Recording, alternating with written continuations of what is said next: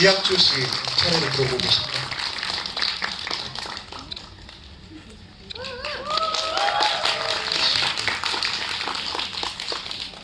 네, 감독님부터 인사 말씀 부탁드릴게요.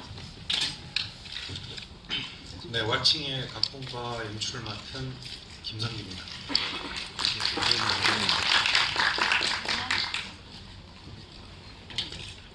안녕하세요. 와칭의 영호 역할을 맡은 강유원입니다. 반갑습니다.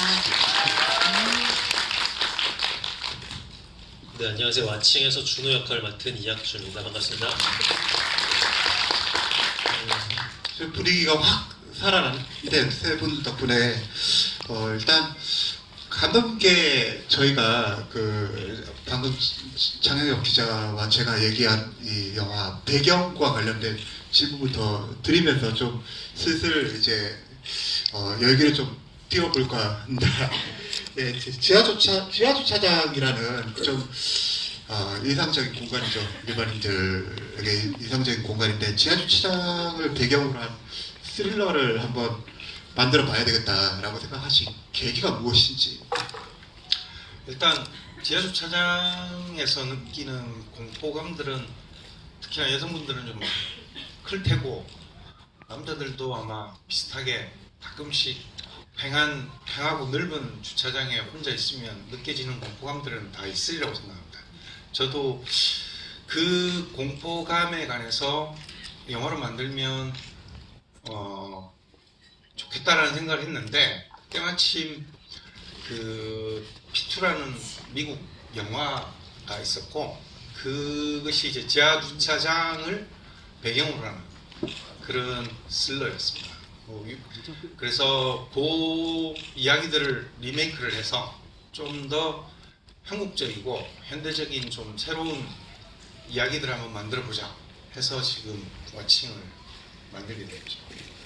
저는 굉장히 인상적으로 봤던 게 지금 사실 한국 사회에서 가장 사람들이 크게 느끼는 어떤 공포가 누군가 내 삶을 이제 무방비 상태로 내가 있는데 누군가 내 삶을 엿보고 있다에 대한 또 공포가 있거든요. 그래서 이제 한편에서는 지하주차장에 대한 공포가 있고 또 한편에서는 누군가 이제 몰래 나를 지켜보고 있다는 그러니까 굉장히 이제 몰래카메라 문제랑 같이 연결이 되면서 굉장히 시의적절한 그런 소재였다고 생각이 되는데 그런 부분에 있어서는 어떻게 소재로 삼게 되셨을까요? 네. 보통 다들 지하주차장 가보면 굉장히 많은 것들 중에 하나가 CCTV입니다. 이게 CCTV는 실제 뭔가면 범죄를 예방하고 그 다음에 나중에 범죄가 발생했을 때 범인을 용이하게 잡을 수 있게 하기 위해서 사실 사람들을 보호하기 위해서 만든 CCTV인데 자주 느끼는 게 지켜보고 있다 누군가라는 생각들을 많이 하게 됐죠. 그리고 또 하나는 과연 우리가 일상을 살면서 CCTV 혹은 블랙박스 혹은 홈비디오 곳곳에 설치되어 있고 녹화되거나 누군가에 의해서 보여질 수 있는 것들로부터 벗어나서 일상을 단 하루라도 살 수 있는가? 살 수 없다라는 생각들을 했고요. 그래서 그러면 이 이야기가 사실 지하주차장이랑 묶어서 이야기를 풀어보면 재밌지 않을까라는 생각들을 하게 된 거죠. 사실 주차장만큼이나 지금 영화 제목에서 짐작할 수 있듯이 CCTV를 통해서 폐쇄된 공간을 누군가가 지켜보고 있다라는 이 설정도 중요했을 것 같다라는 생각이 들었거든요. 제가 대답해요. 네, 그래서 그러니까 지하주차장이라는 공간 자체는 굉장히 폐쇄적인 공간이에요. 폐쇄적인 공간인데 실제 영화에서도 나타났듯이 또 오히려 어떤 측면에서 보면 굉장히 넓어서 공간이 열려있는 것처럼 느껴지는 부분들도 있거든요. 근데 이 부분들이 CCTV로 저 넓은 공간에서 내가 숨을 수 있고 피할 수 있는데 그것조차 할 수 없게 만드는 것. 즉 여기에 나오는 각각의 인물, 영우라는 인물을 옥죄어 나갈 수 있는 굉장히 좋은 도구로서의 역할들을 할 수 있다라고 저는 생각했거든요. 부탁드렸습니다. 그리고 이 영화를 보면은 그 굉장히 그 현실적인 그런 소재잖아요. 그러다 보니까 그리고 또 이제 현실 그 이제 지하 주차장이 배경이기도 하고 그러니까 여러 가지 어떤 이제 제가 아까 느꼈던 아까 그 기시감을 느꼈던 제가 오늘 마감하면서 지하 주차장에서 그 느꼈던 어떤 기시감처럼 두 배우님도 이번에 촬영을 하시면서 혹은 이제 시나리오를 읽으셨을 때부터 어떤 이제 그 현실의 어떤 에피소드들이 떠오른다든지 아니면은 좀 아, 이런 부분은 진짜 공감이 간다라고 생각됐던 부분들이 있으실 것 같아요. 두 배우분. 네, 일단 그 강혜원 씨는 맨날 고생하는 역할을 맡으세요. 예.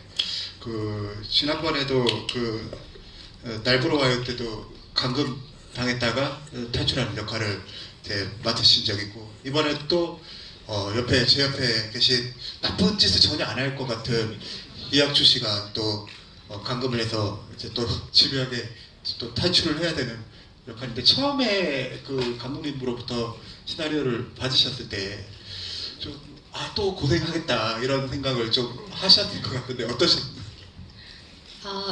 사실 이제 시나리오 안에서 일단 빨간 드레스와 맨발 그 추운 겨울에 그것만 입고 뛰고 달리고 다치고 부르고 하는 장면들이 이제 그 시나리오 안에서 굉장히 예상이 가능했던 장면들이라서 고생은 당연히 안고 가야 되는 거라고 생각을 했고요.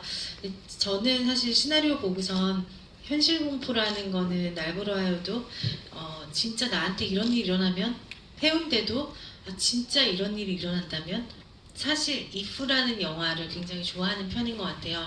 근데 이 영화도 제가 발이 땅에 닿아 있는 느낌의 현실 공포가 어떤 거였냐면 사실 저는 지하 주차장 걸어갈 때도 소리에 굉장히 예민하거든요. 혹시 누군가 따라오지 않을까? 차 안에 누가 있으면 어떡하지? 이런 공포들이 항상 제가 느꼈던 공포들을 시나리오 안에서 조금 더 몰입감이나 흡입력이 좀 셌던 것 같고 CCTV가 저한테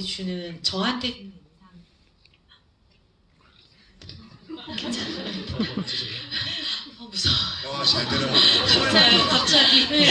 의도적인 게 아니에요. 네, 깜짝 놀랐네. 지하 주차장에서 바라보는 CCTV나 일상생활에서 제가 CCTV는 한편으로는 저를 범죄 예방을 해주는 지켜주는 도구이기도 하지만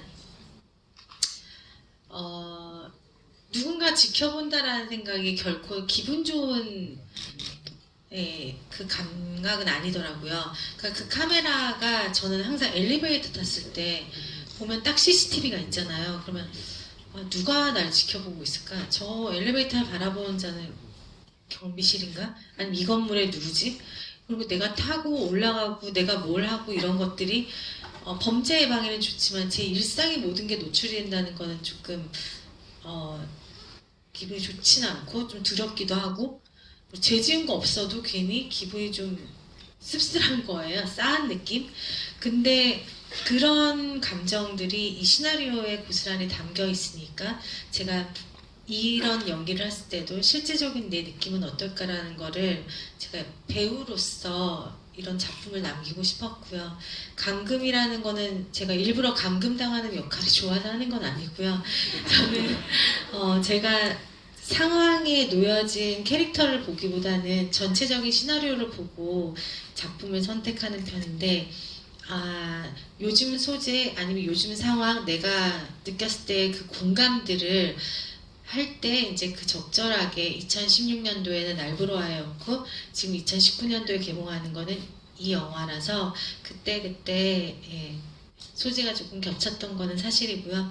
캐릭터상으로는 사실 그쪽은 완전히 반전의 인물이지만 피해자의 역할이고 여기서는 조금이나마 어떻게든 죽지 않아 살아남아 보겠다는 의지가 조금 주체적인 여성 캐릭터라서 그 부분에 있어서는 좀 다르게 저한테는 생각을 하고 연기를 임했던 것 같아요. 굉장히 친절하고 상세하게 설명을 해주셨는데 네. 에이 또 고생이야 뭐 이런 생각은 안 드셨대요?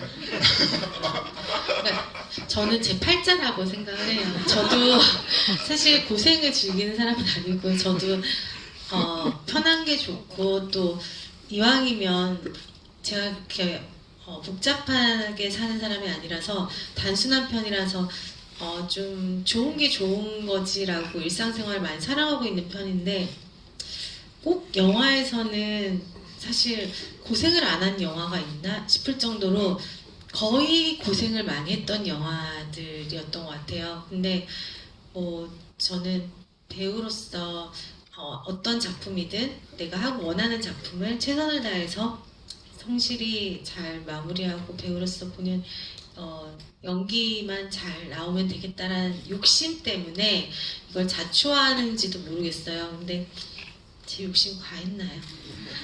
아닙니다. 네. 제 옆에 계신 이학주 씨가 계속 이제 슬슬 준비를. 장혜석 기자는 이학주 씨가 연기한 경비원 준호 역할 어떻게 보셨어요?